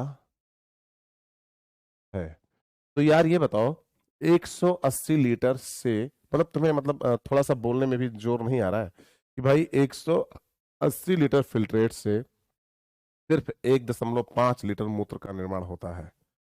तो बाकी बचा हुआ 178 178.6 या 5, चलो 6 या 5 नहीं 6, 178.6 लीटर लीटर क्या हो जाता है?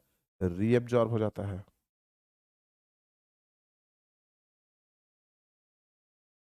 रीअब्जॉर्ब हो जाता है। और अगर 178 लीटर रीअब्जॉर्ब हो गया, बहुत ध्यान से सुनिएगा, अगर 178 लीटर रीअब्जॉर्ब हो गया तो इस रीअब्जॉर्प्शन की क्रियाविधि को समझाने का कष्ट करेंगे। हमने कहा यही मैं चाहता था कि तुम मुझसे पूछो 180 लीटर कब समझाओगे। तो कहते हैं, अब आइए आ गए पॉइंट पे, बहुत ध्यान से सुनना। प्रतिदिन का अगर यहाँ पे देखें, गुच्छीय निस्यंदन दर को वृक्कों के विधि से अपनाई जाती है, गुच्छीय विधि, जब ये आपके यहाँ पे संवेदी अविवाहित हम, अब ये जो यहाँ पे बता रहे हैं ना, ये सारा सब कुछ नौटंकी है, जो भी कुछ देर पहले मैं आपको यहाँ पे फोटो में बता चुका हूं। इस फोटो में यहाँ पे देखिएगा, इस फोटो के अंदर सब कुछ बता चुका हूं, है ना। और इस फोटो के अंदर बता चुका हूं जो था। लेकिन अगर अगर आपके यहाँ पे, बहुत ध्यान सुनिएगा, अगर आपके यहाँ आपका अविवाहित धमनी के संपर्क से दूरस्थ नलिका और ये हो सब होगा, रूपांतरण होता है, कुछ निस्यंदन में अगर गिरावट होती है, यानी तो ये आपके यहाँ पे कोशिकाओं को रेनिन के स्त्रावण को सक्रिय कर देती है, जो वृक्कीय रुधिर के आपके यहाँ प्रवाह को बढ़ाकर कुछ निस्यंदन करता है। कहते हैं अगर आपका बीपी डाउन है तो ऐसा नहीं है कि आपके यहाँ पे मूत्र का निर्माण कम हो जाता है, लेकिन होता क्या है ये बताऊं। अगर आपका बीपी डाउन है तो आपका जो बॉडी है वो क्या करती है, इसे बहुत ध्यान से सुनिएगा। आपकी बॉडी क्या करती है, आपकी बॉडी क्या करती है, जो गुच्छ केशिकाएं है ना, गुच्छ केशिकाएं ग्लोमेरुलर पे पाई जाने वाली आपके यहाँ पे ब्लड वेसल्स हैं, ये रेनिन का स्त्रावण करने लगते हैं। किसका स्त्रावण? रेनिन हार्मोन का। और ये रेनिन हार्मोन आपके ब्लड वेसल्स को संकुचित कर देता है, रक्त वाहिनियों को क्या कर देता है, आपके यहाँ पे संकुचित कर देता है, जिससे प्रेशर क्या होता है रक्त वाहिनियों में बढ़ जाता है, दाब बढ़ जाता है और फिर फिल्ट्रेट होने लगता है। लेकिन ये बात ज्यादा देर तक नहीं होने वाली है। तो इसी पे रिलेटेड हमारा एक सुपर टॉपिक होगा कल के लेक्चर में, जिसको हम बोलेंगे रेनिन एंजियोटेंसिन एल्डोस्टेरॉन सिस्टम। बहुत प्यारा सा पॉइंट है, रेनिन एंजियोटेंसिन एल्डोस्टेरॉन सिस्टम कल का टॉपिक होगा। और आपसे ये वादा है कि जब आप उस टॉपिक को पढ़ोगे तो आपको लग जाएगा कि हाँ, यहाँ पे कुछ पॉइंट्स आपके यहाँ पे अच्छे हैं। तो ये सारी बातें किस तरह होंगी वहीं पर कल करेंगे, है ना। प्रतिदिन बनने वाले निस्यंदन का आयतन होता है 180 लीटर, लेकिन जो मूत्र का उत्सर्जन होता है वो होता है ज्यादा 105 1.5 लीटर। तो ये समझा जा सकता है कि 99% निस्यंदन आप यहाँ पे वृक्क की नलिकाओं ने पुनर्अवशोषित कर लिया। और ये वृक्क की नलिकाएं कौन है? ये नलिकाएं हैं TCT, Henle's loop, TCT, collecting duct.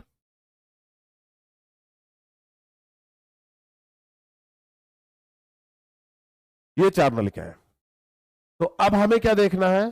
पुनर्अवशोषण, यानी कि ये है क्रियाविधि। और ये आपसे कभी पूछा जाए तुलना में ये समझा सकता है कि 99% इस लाइन को नीट उल्टा कर सकता है। वो कह सकता है कि मोर देन 99%, लेस देन 99%। पुनर्अवशोषण हमेशा मोर देन 99% का हो जाएगा। और वो पूछेगा टोटल फिल्ट्रेट का कितना प्रतिशत भाग, है ना, यानी कि लेस देन 1% कि मोर देन 1% मूत्र में परिवर्तित होता है। तो इसको भी देखना है, लेस देन 1% यहां पे करना है एंड मोर देन 99% यहां पे करना है। जब कभी तुमसे, यानी कि टोटल 180 लीटर आपने बोला था ना, तो 180 लीटर में ये हो गया कि मोर देन 99% आपके यहाँ पे क्या हो गया, आपके यहाँ पे रीअब्जॉर्ब हो गया। और लेस देन 1% फिल्ट्रेट, यानी कि लेस देन 1% जो फिल्ट्रेट था वो किसमें परिवर्तित हो गया, ये आप देख लो। तो इस प्रकार से आपके पास सारे सब कुछ पॉइंट्स थे जो हम लोगों को देखने थे। पुनर्अवशोषण, यहां तक किसी को कोई दिक्कत? अब ये जो देख रहे हो ना, ये मूत्र का निर्माण, है ना, यानी ये है अल्ट्रा फिल्ट्रेशन, सॉरी, वृक्क नलिका के विभिन्न भागों से आपके यहाँ पे क्या, रीअब्जॉर्प्शन। अब देखेंगे, ये कह रहे हैं ये पुनर्अवशोषण करते हैं, कुछ आपके यहाँ पे रिलीज भी करते हैं, तो कुल मिला के इनको ऑस्मो रेगुलेशन कहते हैं। और यहाँ पर अभी मैं बता दूं कि जैसे बता ग्लूकोज अमीनो अम्ल सक्रिय रूप से परिवहन को पुनर्अवशोषित कर लेता है, जबकि ठीक है। अब इस पैराग्राफ से हम एनसीईआरटी को फॉलो करने वाले नहीं है। यहां से वृक्क के विभिन्न भागों में कार्य, हिनलेज लूप, यह एनसीईआरटी ने बहुत कम पॉइंट दिया है। मैं जो पॉइंट देने वाला हूं वो इनसे बेहतर होगा। फिर हम लोग डायरेक्ट यहां पहुंचेंगे काउंटर करंट मैकेनिज्म पे, है ना। तो जो बताने जा रहा हूं उसे बहुत ध्यान से देखिएगा। पैराग्राफ मैं ले रहा हूं, कहीं से भी ले सकता हूं, जहां पे मुझे खाली पैराग्राफ मिल गया यहां ले लेता हूं, है ना। स्टार्ट करूं? तो सभी बच्चे ध्यान से देखेंगे फोटो, और फिर फोटो के चारों तरफ बातें होंगी। चलो बताओ एक बात,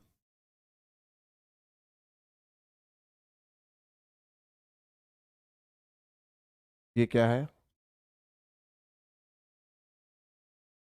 बोमेंस कैप्सूल।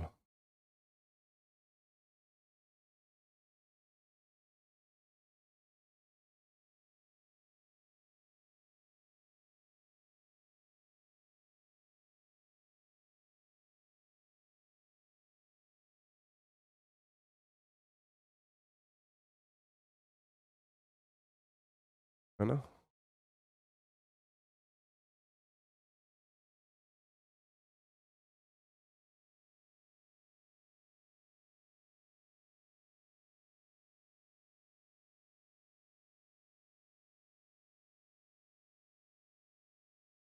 ये देखो ध्यान से,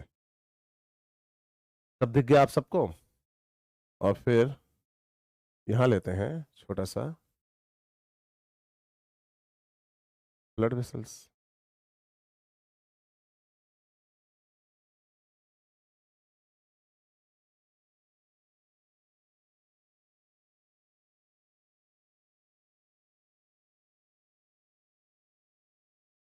अल्ट्रा फिल्ट्रेशन की बात हो ही चुकी है, तो बात होगी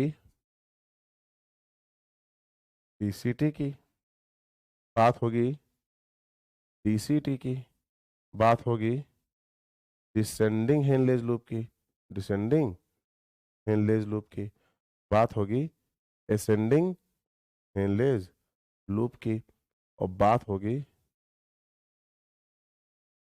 कलेक्टिंग डक्ट की।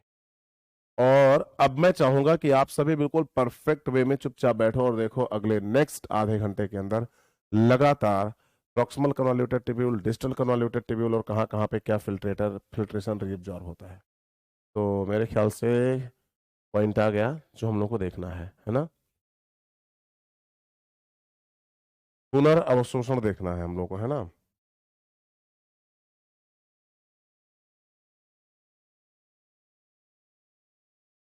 नेफ्रॉन के नेफ्रॉन के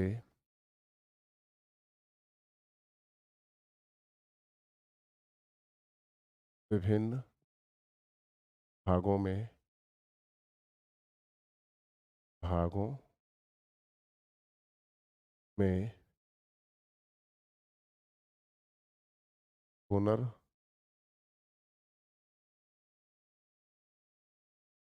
पुनर्अवशोषण,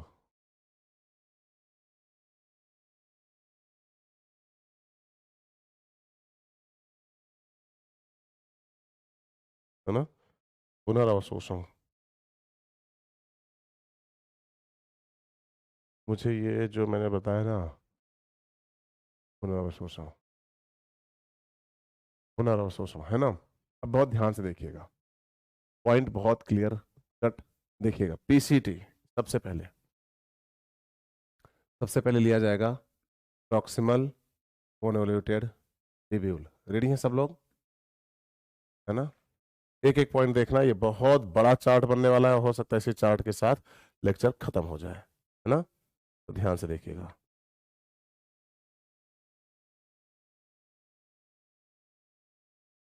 वाटर, सोडियम, पोटेशियम, है ना, लगभग 65 60 से 65% रीअब्जॉर्ब। रीअब्जॉर्ब तो लिख ही रहा हूं ना, तो क्या मतलब है, लगभग इतना परसेंट क्या हो जाते हैं, रीअब्जॉर्ब हो जाते हैं। इधर देखिएगा next, GLUCO glucose, AMINO amino, ACID acid. मतलब ये छोटे छोटे से पॉइंट हैं, इसलिए मैं इनको इंग्लिश में लिख रहा हूँ, कोई ज्यादा ज्यादा ज्यादा डिफिकल्ट तो नहीं है ना। मैं ग्लूकोज हिंदी में लिखूँ इंग्लिश में लिखूँ, अमीनो एसिड ग्लूकोज भी को भी मैं उसी में लिखूंगा, है ना, हिंदी इंग्लिश में, तो वो गड़बड़ ना हो कुछ, है ना।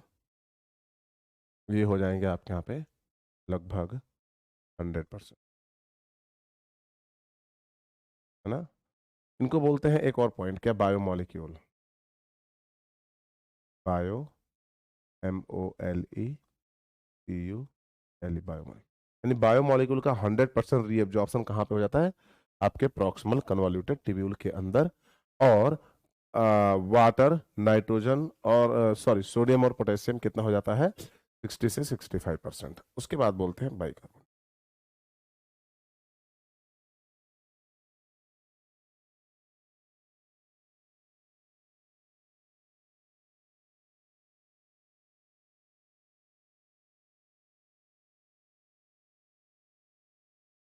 है ना।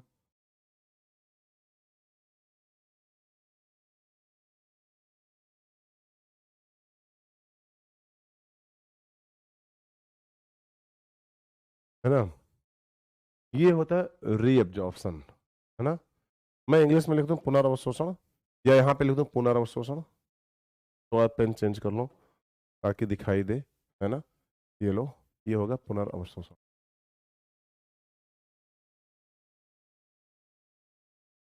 पुनर्अवशोषण, है ना। यानी कि जब तुम एनसीईआरटी में जाओगे तो यहाँ पे तुम्हें ऐसे ऐसे ऐसे ऐसे ऐसे दिखाया जाएगा। ये एरो पुनर्अवशोषण को क्या करता है, इंडिकेट करता है।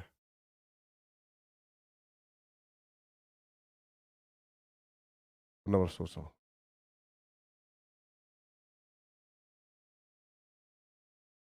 पुनर्अवशोषण को सबको दिख रहा है कि नहीं, ध्यान से देखिएगा। पुनर्अवशोषण यहाँ पे भी थोड़ा सा दिक्कत क्रिएट करेगा, है ना।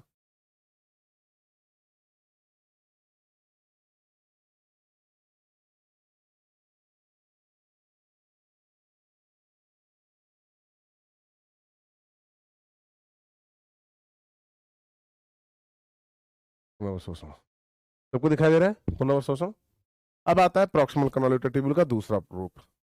यहाँ पे हम कहते हैं कि उसका काम है सिक्रीशन, यानी वो कुछ ना कुछ आपके यहाँ पे क्या करता है, स्त्रावण भी करता है।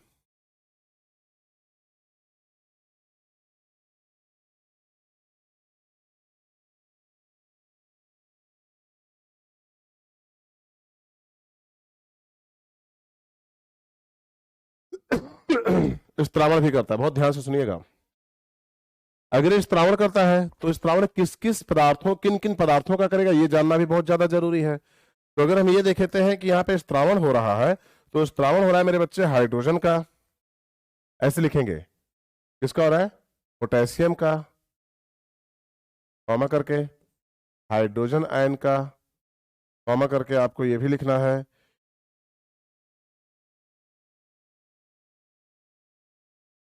NH4 and ammonia plus, urea का भी होता है ना, थोड़ा सा अमाउंट में यूरिया। तो ये जो तुमने क्लाउड बनाया, ये वाला जो क्लाउड बनाया तुमने, ये वाला, ये स्त्रावित होते हैं। ये जो आपके यहाँ पे पूरा का पूरा बनाया था, ये पुनर्अवशोषण होता है। यानी कि प्रॉक्सिमल कन्वोल्यूटेड ट्यूब्यूल के पास इतना आपके यहाँ पे क्या होता है, पुनर्अवशोषण होता है, और इतना आपके यहाँ स्त्रावण होता है। इसे बहुत क्लियर कर लो। अब हम चलते हैं पीसीटी को बॉक्स में पैक करने। पीसीटी के, है ना, क्या हो रहा है,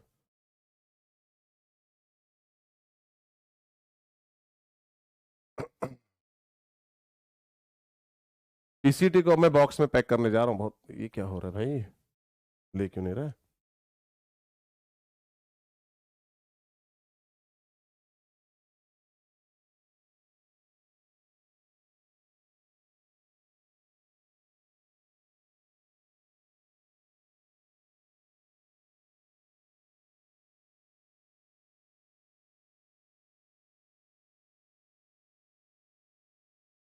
ये हो गया प्रॉक्सिमल कन्वोल्यूटेड ट्यूब्यूल का सिक्रीशन।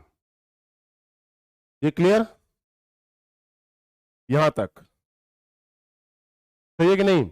अब मैं लेने जा रहा हूं क्या, पीसीटी के बाद क्या मिला मुझे, हेनलेज लूप का डिसेंडिंग।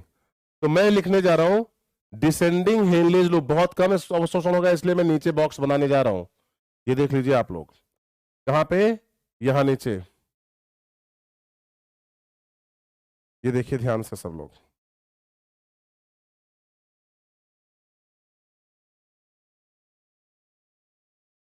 हेनलेज लूप का यहां पे बनाऊंगा डिसेंडिंग, आगे यहां तक बनाऊंगा असेंडिंग हेनलेज लूप। तो सर जी हेनलेज लूप का बहुत ध्यान से सुनिएगा, हेनलेज लूप में सिक्रीशन नहीं होगा। तो मैं जो पॉइंट लिखने जा रहा हूं उसे लिखिएगा, देखिएगा डिसेंडिंग, क्या लिख रहा हूं मैं, हाँ मैं लिख रहा हूं डिसेंडिंग हेनलेज लूप्स। ये देखिए डिसेंडिंग हेनलेज लूप दिख रहा है कि नहीं दिख रहा है, डिसेंडिंग हेनलेज लूप सबको दिख रहा है। अब सुनो ध्यान से, डिसेंडिंग हेनलेज लूप में क्या होगा, यहां पे होगा वाटर का रीएब्जॉर्प्शन, कितना परसेंट, 15% वाटर, वाटर, है ना, बहुत ध्यान से सुनिएगा। और HCO3 लगभग 35%, 35%। कैल्शियम और magnesium in variable,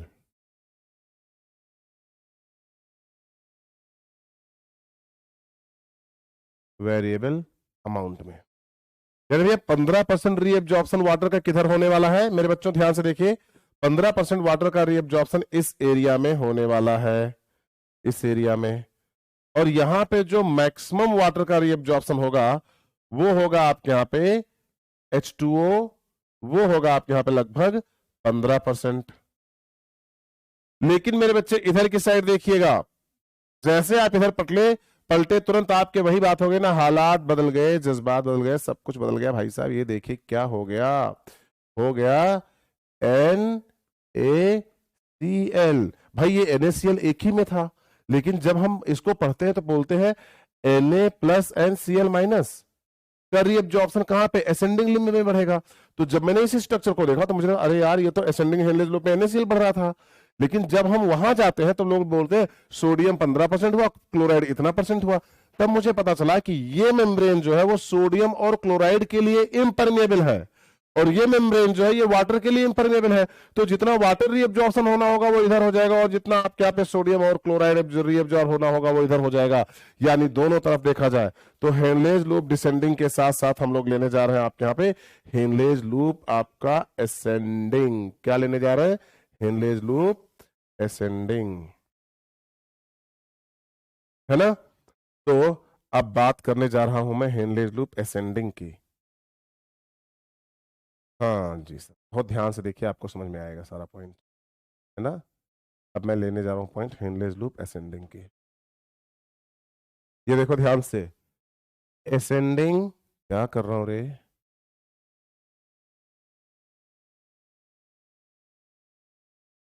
ascending Henle's loop. यहां पे क्या हो रहा है, बहुत ध्यान से देखने की जरूरत है आपको। यहां हो रहा है 20 से 25%, कितना, 25% सोडियम, यानी अच्छा ये है वाटर का H2O, मैंने यहां से मिटाया तो देख लो आप, तो कितना % आपके यहाँ पे, 15%, है ना। तो ये हो गया सोडियम आयन, है ना। बहुत ध्यान से देखिएगा। उसके बाद आता है भैया पोटेशियम, उसके बाद आता है 15 से 20% पोटेशियम भी है। और उसके बाद आता है क्लोराइड, क्लोराइड उतना ही होगा जितना आपके यहाँ पे क्या होगा, सोडियम होगा, यानी कि 20 से 25%, क्योंकि सोडियम और क्लोराइड एक साथ आएंगे, इसलिए आपको ध्यान देना होगा। गौर से देखिए, सब दिख रहा है कि नहीं दिख रहा है। आपने कहा आपने पूरा फोड़ दिया, हमने कहा अभी नहीं, अभी मेरा ध्यान जहां पे अटका हुआ है वो है ये एरिया। आपने कहा कौन सी, हमने कहा DCT, डिस्टल कन्वॉल्यूटेड ट्यूब्यूल। क्या है आपके यहाँ पे, ध्यान से देखिएगा, ये कौन है, DCT। अच्छा, DCT पे एक सुपर शानदार बात है जो हार्मोनल बिहेवियर की वजह से जो रीअब्जॉर्प्शन होने वाला है वो डिस्टल कन्वॉल्यूटेड ट्यूब्यूल पे होने वाला है। यहां पर तो ठीक है, हम सही है, लेकिन जैसे मैं आऊंगा भाई साहब कहां पे, यहां पे, वैसे इस जोन में, इस जोन में हार्मोनल बिहेवियर किसका, भैया हार्मोन, हार्मोन आ जाएंगे, कौन आ जाएगा, हार्मोन्स। अगर यहाँ हार्मोन की वजह से, यानी कि हार्मोन की वजह से जो आपके यहाँ पे वेरिएबल अमाउंट में ADH हार्मोन आपके यहाँ पे कहते हैं दारू पीने की वजह से रीअब्जॉर्प्शन डिले होगा, वो यहाँ पे होगा, या फिर हार्मोन का इंपैक्ट दूसरी जगह पे, यहीं पर ऐसे आ जाओ और यहां पर होगा। यानी ये दोनों रीजन आपके यहाँ पे किसकी वजह से आपके यहाँ पे इंपैक्ट करेंगे, हार्मोन की वजह से। तो इसको देखो, बाकी यहां पे जो रीअब्जॉर्प्शन हो रहा है वो मैं यहां पे शो करने जा रहा हूं, आप सभी लोग देखिएगा।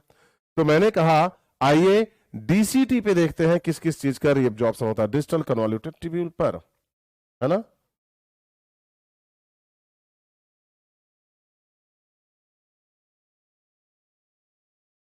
वाटर, क्या लिख रहे हैं, देख देखो देखो, मैंने वाटर लिखा है।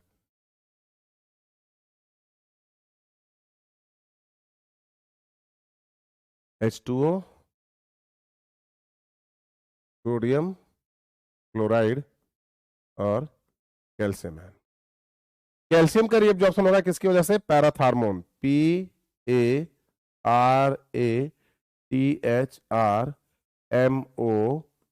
पैराथार्मोन की वजह से। बाकी सोडियम क्लोराइड और वाटर एक एक करते देख लो कितना कितना परसेंट होंगे। तो वाटर हो जाएगा भैया 10%, है ना। सोडियम और क्लोराइड हो जाएगा 5-5%, बस, है ना। हार्मोन की वजह से यहां पे जो हार्मोन पैराथार्मोन है, ये हार्मोन की वजह से जो कलेक्टिंग डक्ट होगा उसका मामला भी बिगड़ेगा। जो कलेक्टिंग डक्ट होगा उसका भी मैटर बिगड़ने वाला है, क्योंकि भैया हार्मोन ने यहां पर मामला कर दिया है गड़बड़। कलेक्टिंग डक्ट को देखो, सीडी, यहां पे सीडी है, देख लो ध्यान से, सीडी दिख रहा है आप लोगों को, वेरी गुड। तो कलेक्टिंग डक्ट के पास ज्यादा से ज्यादा अमाउंट में, ज्यादा से ज्यादा अमाउंट में क्या होने वाला है, ये बात बहुत ज्यादा जरूरी है जाननी है आपको, है ना। तो अब हम लोग देखेंगे किसके अंदर? कलेक्टिंग डक्ट के अंदर। कलेक्टिंग डक्ट के अंदर वाटर, सोडियम और यूरिया तो होगा ही, है ना। वाटर होगा, सोडियम होगा, और कौन होगा मेरे बच्चे? वाटर होगा 5%, सोडियम होगा 5%, और यूरिया, UREA, यूरिया होगा वेरिएबल, VARIABLE, वेरिएबल, है ना। लेकिन ये जो वाटर का 5% रीएब्जॉर्प्शन हुआ है, ये किसके कंट्रोल में है मेरे बच्चों? HORMONE, हार्मोन के रिस्पेक्ट में। यानी अगर आपने दारू पी लिया तो ADH, एंटी डाईयूरेटिक हार्मोन जो है, जो कलेक्टिंग डक्ट से 5%, कौन से हार्मोन की वजह से, है ना, ADH, एंटी डायूरेटिक हार्मोन। अगर आपने दारू पी लिया तो जो कलेक्टिंग डक्ट से 5% एंटी डायूरेटिक हार्मोन रीअब्जॉर्ब होता था, वो अब नहीं होगा। और अगर वो रीअब्जॉर्ब नहीं होगा तो जो आपका पूरा का पूरा जो फिल्ट्रेट है, बहुत ध्यान से देखिएगा, जो आपका क्या है, फिल्ट्रेट है, उसका अमाउंट 5 बढ़ जाएगा, 5%। और 180 लीटर का 5% का मतलब हो गया कम से कम 9 लीटर। 180 लीटर का 5% का मतलब हो गया कम से कम 9 लीटर, यानी 9 लीटर यूरिन का फॉर्मेशन आपके यहां पे होने लगेगा। एक बार में यूरिनेशन के लिए आप कितनी बार, एक बार यूरिनेशन के लिए जब आप जाते हो तो कितना अमाउंट रिलीज करते हो? 250 ml। अब सोचो कि आपके बॉडी के अंदर 9 लीटर है, और कैलकुलेट करो कि हर बार 250 ml आपको यूरिनेशन करना है। एडीएच काम नहीं, यानी कि आप दारू पी रहे हो तो आपको दिन भर कितनी बार टॉयलेट आएगी?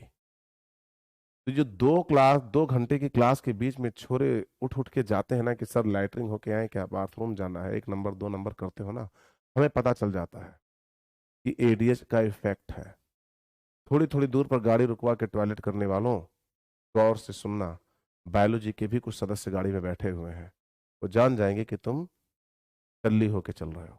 यानी जब दारू पियोगे तो एडीएच क्या हो जाएगा? डाउन हो जाएगा। और अगर एडीएच डाउन हो गया तो 5 लीटर का जो 5% का जो रीएब्जॉर्प्शन था आपकी किडनी के कलेक्टिंग डक्ट के पास, वो नहीं होगा। और वो नहीं होगा तो 180 लीटर का 5% 9 लीटर हो जाएगा। तो वो 9 लीटर यूरिन आपकी बॉडी से निकलेगा। और एक बार में आप करते हो कितना? 250 ml। तो 4 बार जाओगे तो 1 लीटर होगा, तो 9 चौक 36, यानी 24 घंटे में 36 बार यूरिनेशन। यानी कुल मिला के हर एक 35 से 40 मिनट के बाद तुम्हें यूरिनेशन के लिए जाना पड़ेगा। That's it. यहां पर एक सुपर लेयर लिखते हैं, पोटेशियम और हाइड्रोजन। पोटेशियम और हाइड्रोजन का स्त्रावण होता है।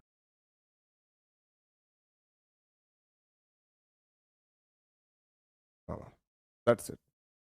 और ये था टोटल आज का। अब तुम इसको लेके जाओ अपने एनसीईआरटी पे, एनसीईआरटी को पढ़ो, इसकी लैंग्वेज पढ़ो, इससे बेहतर है ये पढ़ो, है ना। तो मैंने आपको हर वो लाइन बता दी जो एनसीईआरटी में लिखी थी। आप चाहो तो एक एक करके सबको पढ़ सकते, एक एक करके सबको पढ़ सकते। ये देख लो आपके सामने, सोडियम पोटेशियम पदार्थ अमोनिया स्त्रावित करती है, देख लीजिए, ये कुछ देर पहले बताया मैंने, है ना। तो इनको देख लो। आगे मैंने आपको यहाँ पे फोटो बनाया है ये देखो। अब ये ब्रश बॉर्डर नलिका बोलते हैं, ये तो मैंने आपको किसमें बता दिया था, एनाटॉमी में बता दिया था। तो सब कुछ पॉइंट है। आप एक बार जरूर पढ़ना अपनी एनसीईआरटी, बट तुम्हें ये लगेगा कि मैंने एनसीईआरटी के परखच्चे उड़ा दिए। कहते एनसीईआरटी आई थी मेरे पास कि भैया हमको एक्सप्लेन कर सकते हो क्या, और मैंने धुआं मचा दिया। हमने कहा बेटा एक्सप्लेन नहीं करेंगे तुमको, तुम्हारी तो मैं बैंड बजाऊंगा पोस्टमार्टम, डॉक्टर हैं हम, टकराओगे छोड़ देंगे, सीधी बात सुनो, है ना। तो ये था सबसे सुपर डुपर आपका पॉइंट। एक एक करके बाकी के पॉइंट्स देख लेते हैं, देख लेते हैं कहीं कुछ गड़बड़ तो नहीं हो रहा है। तो समीपस्थ नलिका, इसको देख लेते हैं, है ना। मार्कर ले लेते हैं, मार्कर थोड़ा सा, ठीक, ठीक है। आइए, ये नलिका घनाकार ब्रश बॉर्डर क्लास से बनी हुई है, सबको पता है ना। ये पुनर्अवशोषण के लिए सतह क्षेत्र बढ़ाती है, सबको पता है। पोषक तत्व, ये देखिए लगभग सभी यानी 100% बायोमोलिक्यूल, देखो। और 80% आपके यहाँ पे जल अपघट द्वारा आपके यहाँ पे क्या होता है, समीपस्थ में रीअब्जॉर्ब हो जाते हैं। लेकिन कुछ क्या होते हैं, पुनर्अवशोषण होते हैं, ताकि आपके यहाँ पे क्या बना रहे, इक्विलिब्रियम बना रहे, इक्विलिब्रियम कंडीशन बना रहे। तो इसलिए आपकी बॉडी क्यूबॉइडल है, तो वो कुछ हाइड्रोजन आयन, अमोनिया, पोटेशियम इत्यादि का निस्यंदन और इसका पुनर्अवशोषण करती है। देखो ध्यान से, दिखाई दिया। अगले पेज पर चलते हैं। हेनलेज लूप की दो भुजाएं हैं, एक है आरोही भुजा में न्यूनतम पुनर्अवशोषण होता है, ये भाग मध्यांश अंतराकाशी तरल परासरणता नियमन के लिए आपके यहाँ पे हेनलेज लूप, यानी मैंने कहा था हेनलेज लूप जो है वो मध्यांश यानी इंटरनल मेडुलरी इंटरस्टिशियम यानी आंतरिक आंतरिक अंतराकाशी तरल परासरण के लिए वो नियमित करती है। यानी ये इनर मेडुलरी रीजन में पाई जाएगी, यानी किडनी के मेडुला रीजन में नहीं, अंदर मेडुला में पाए जाएंगे। यह आरोही भुजा है ना। अवरोही भुजा जो होती है, ये अवरोही भुजा जल के लिए पारगम्य होती है, परंतु वैद्युत अपघट्य के लिए सक्रियता से धीरे धीरे पारगम्य होती है।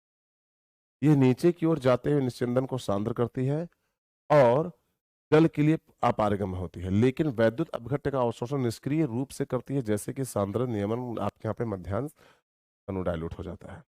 आपने कहा सर थोड़ा आप पढ़ दो, हमने कहा नहीं आप पढ़ो, मैं एक्सप्लेन कर देता हूं, ये मेरा काम है। जब हम आपके हेनलेज लूप में नीचे जा रहे हैं, है ना, तो मैं बताऊं एक बात सबसे प्यारी सी, देखो पुनर्अवशोषण तब तक होता रहेगा, तब तक होता रहेगा, तब तक होता रहेगा, तब तक होता रहेगा, तब तक होता रहेगा, तब तक होता रहेगा, जब तक कि दोनों तरफ का आपके यहाँ पे कंसंट्रेशन सामान्य नहीं हो जाएगा, जब तक कि दोनों तरफ की सांद्रता समान रूप से बराबर नहीं हो जाएगी, यानी ब्लड की और फिल्ट्रेट की। हो गई यहां तक। अब ये होगा कि हमें और भी चाहिए, उसने कहा 70-80% हो गया है, तो हमने कहा 70-80% से काम चलने वाला नहीं है, हमें थोड़ा सा और चाहिए। तो उसने कहा तब एक ही बात हो सकती है कि मैं करूं यहां से वाटर को रिएब्जॉर्ब, और ये जो मेम्ब्रेन होगी ये वाटर के लिए परमेबल होगी, तो जब पूरा का पूरा वाटर खींच लूंगा तो बचा हुआ साल्ट जो होगा वो ज्यादा कंसंट्रेट हो जाएगा कि नहीं। यहां पर भाई हमने कहा मैं तुमने चीनी और पानी घोला था, नमक नींबू चीनी पानी, फिर क्या किया तुमने, उसको उबालते उबालते उबालते उबालते उबालते उबालते इत्तू सा पानी बचा, और तुमने उसमें 1 चम्मच क्या कर दिया था, आपके यहाँ पे चीनी डाल दी थी, थोड़ा सा नमक थोड़ा सा नींबू डाल दिया था, तो अब वो बहुत मीठा और बहुत खट्टा नहीं हो जाएगा। पहले क्या था, बिल्कुल शरबत जैसा था, लेकिन आपने कहा इससे मुझे और कंसंट्रेट बनाना है, तो हमने कहा अगर तुम्हें इसको बहुत कंसंट्रेट बनाना है मेरे बच्चे तो बहुत ध्यान से सुनिए, आप वाटर का अवशोषण कर लीजिए दोबारा। तो इसीलिए हेनलेज लूप की अवरोही भुजा जो थी, अवरोही भुजा उसने वाटर का ज्यादा से ज्यादा मात्रा में क्या किया, पुनर्अवशोषण किया। जिससे ये क्या हो गया, सांद्रित। अब जब ये सांद्रित ऊपर की तरफ जाएगा, इधर देखो ध्यान से सब लोग, जब ये सांद्रित कहां जाएगा आपके यहां पे, ऊपर की ओर जाएगा। ये सांद्रित जब किधर की तरफ जाएगा, ऊपर की तरफ, तो ज्यादा सांद्र है, इसलिए अब इधर देखो ध्यान से, ज्यादा सांद्र है इसलिए अब क्या होने वाला है, बहुत ज्यादा जरूरी है। अब क्या होगा, ये जो हेनलेज लूप है यहां से यूरिया आ जाएगा सांद्रता को कम करने के लिए, यहां से वाटर आ जाएगा। देखो जल इधर दिखा रहे हैं ना, ये जल इधर आएगा। अब ये थोड़ा सा आपके यहां पे नॉर्मल हो जाएगा। फिर सांद्रता का कारण कौन था, NaCl। तो हेनलेज लूप ने किसको खींच लिया उठा के, NaCl को खींच लिया उठा के, NaCl NaCl NaCl। तो ये किसके लिए पारगम्य है, जल के लिए। और किसके लिए अपारगम्य है, साल्ट के लिए। ये किसके लिए पारगम्यता शो करेगी, साल्ट के लिए। और किसके लिए लगभग अपारगम्य है, जल के लिए।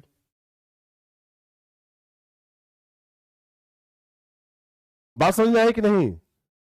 तो जैसे यहां से सारा साल्ट हो गया, ये दोबारा आपके यहां पे क्या हो गया, आइसोटॉनिक। आइसोटॉनिक। ये क्या थे आपके यहां पे, हाइपरटॉनिक। इसको बाद में देखेंगे। ये सब बात समझ में आई कि नहीं। तो आपने कहा कि सर क्या ऐसा भी कोई फ्रेम बन सकता है क्या, हमने कहा कैसा, कि आप ये बता दो कि कौन हाइपरटॉनिक है कौन हाइपोटॉनिक है। हमने कहा बिल्कुल बता दूंगा, ये देखो मजेदार पॉइंट आपको समझ में आ जाएगा। ये कौन है, बोहमैन संपुट, ये प्रॉक्सिमल कॉन्वोल्यूटेड ट्यूब्यूल, ये हेनलेज लूप, ये DCT और ये कलेक्टिंग डक्ट। बोलो यस या नो। यस। अब बहुत ध्यान से, इससे हम लोग बोलेंगे अवरोही भुजा। क्या बोला रे,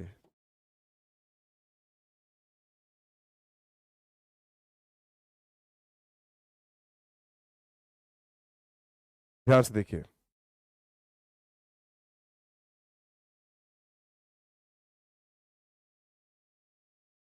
ये बात समझ में आ गई कि नहीं। अब बहुत ध्यान से देखिएगा, ये हो गई आपके यहां पे हेनलेज लूप अवरोही। इधर देखिए ध्यान से, अब रोही हेनलेज लूप, ये हो गई आरोही, आरोही।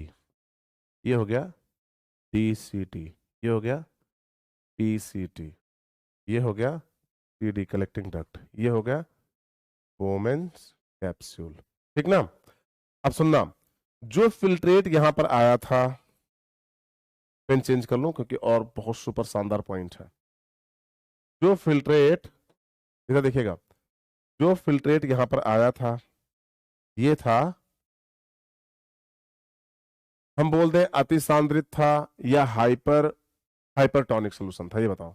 हाइपरटॉनिक बोलो, लिख दो HYPER, हाइपर टॉनिक, TONIC, यानी कि अति सांद्रित। यहां तक बात समझ में आ गई कि नहीं, ये बताइए बहुत ध्यान से, बहुत ध्यान से, धीरे धीरे पॉइंट को देखिए। ये क्या हुआ आपके यहां पे, हाइपरटॉनिक। दिख रहा है सबको। तो उसी तरीके से अगर मैं यहां बोलूं, यहां पर हाइपर है, हाइपर, यहां पर हाइपर है, यहां पे कम हाइपर है, और यहां तक आइसोटॉनिक हो गया, यानी सामान्य हो गया। जब तक यहां पर आइसोटॉनिक माध्यम नहीं आएगा, तब तक फिल्ट्रेशन से आपके यहां पे, मतलब आपके यहां पे रीअब्जॉर्प्शन होता रहेगा। फिर हम लोग किधर की तरफ जाएंगे, नीचे की तरफ जाएंगे। फिर हम लोग किधर की तरफ जाएंगे, नीचे की तरफ। तो जो आइसोटॉनिक था, उससे जब हम वाटर रीअब्जॉर्ब कर लेंगे, पानी खींच लेंगे, पानी खींच लेंगे, पानी खींच लेंगे, पानी खींच लेंगे, खूब पानी खींच लेंगे, तो ये नीचे जाके आपके यहां पे क्या हो जाएगा, हाइपरटॉनिक। हाइपरटॉनिक। तो वो तुमसे पूछेगा, अवरोही भुजा की शुरुआत में जो पाया जाने वाला फिल्ट्रेट है, वो हाइपरटॉनिक होगा, हाइपोटॉनिक होगा कि आइसोटॉनिक होगा। आपको लिखना होगा कि वो आइसोटॉनिक होगा। क्या लिखोगे आप, TONIC, टॉनिक। अवरोही भुजा के लास्ट में पाया जाने वाला द्रव्य हाइपर टॉनिक होगा। फिर इस हाइपरटोनिक सोल्यूशन में से NaCl यानी नमक निकाल लिया जाएगा।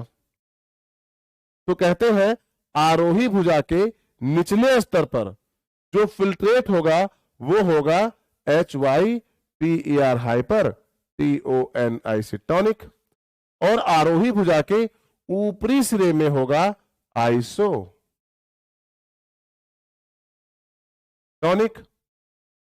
है ना। और DCT पे क्या होगा आपके यहां पे आइसोटोनिक हो गया, तो यहां पे भी साल्ट रिएब्जॉर्ब हो रहा है, यहां पे भी हो जाएगा आपके यहां पे HYPER हाइपरटोनिक।